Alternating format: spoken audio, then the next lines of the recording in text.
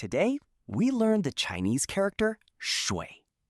In Chinese, shui means water. But just like many Chinese characters, shui is much more than its basic meaning.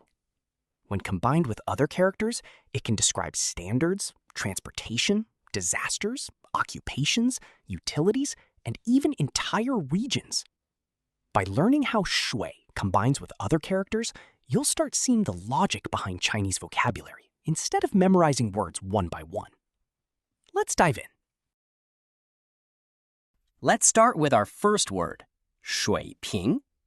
Shuǐpíng means level, standard, or proficiency. The first character, shui, means water. The second character, ping, means flat or level. Originally, shuǐpíng referred to the level of a water surface. Since water naturally settles into a flat surface, it became a way to describe someone's level or ability. A simple way to remember this word is to imagine using still water to check whether a table is perfectly level. That's where the idea of a standard comes from. For example, you can say, 他的中文水平提高得很快. This means his Chinese is improving very quickly.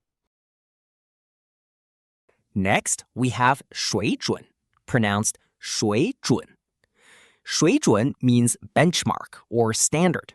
Again, 水 means water, while 准 means accurate or precise. Historically, water was used as a tool for measurement, so 水准 came to mean a standard that can be relied on. To remember this word, picture builders carefully checking whether a structure is perfectly level before construction continues. Here's a natural example. 这家餐厅的服务水准一直很高. The service standard at this restaurant has always been high. Our third word is 水电. 水电 refers to water and electricity utilities. 水 means water, and 电 means electricity. Together, they refer to the basic utility services that every home needs. A useful image is moving into a new apartment and making sure the water and electricity are working before anything else. For example, 这个月的水电费有点贵. The utility bill is a bit expensive this month.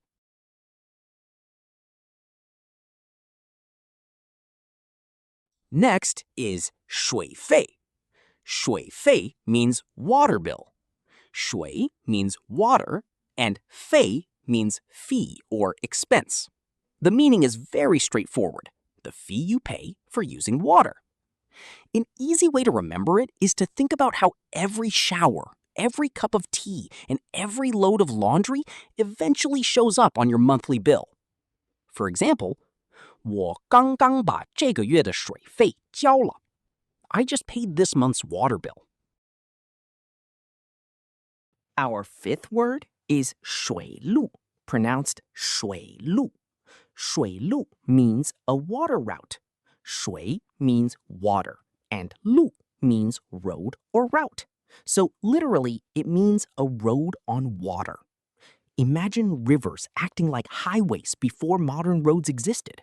Boats carried people and goods from one place to another. For example, 以前很多货物都是通过水路运输的. In the past, many goods were transported by water routes.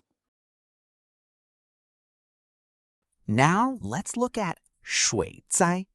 水灾 means flood disaster. 水 means water, and 灾 means disaster or calamity. Put together, it refers to flooding that causes damage to people and property. To remember it, simply imagine what happens when heavy rain causes rivers to overflow. For example, 这场水灾影响了很多家庭. This flood affected many families. Next is 水产. 水产 means seafood or aquatic products.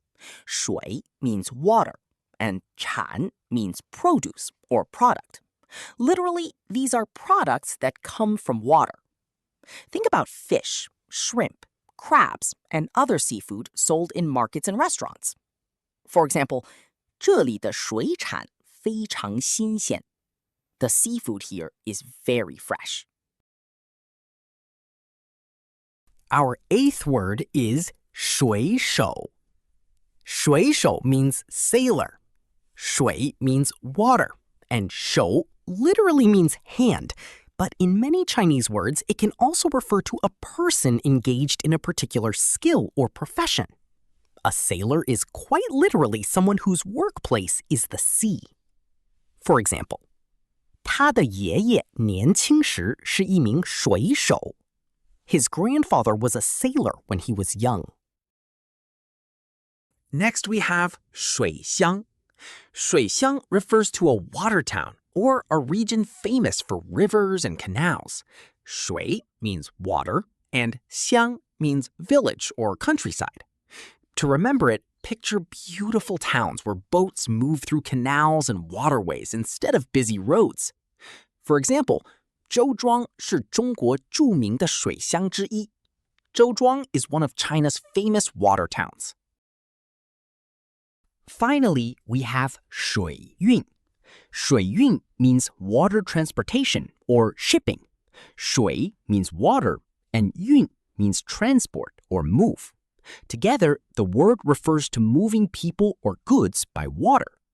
Imagine large cargo ships carrying products across rivers, seas, and oceans. For example, 这座城市的水运非常发达. This city's water transportation system is highly developed.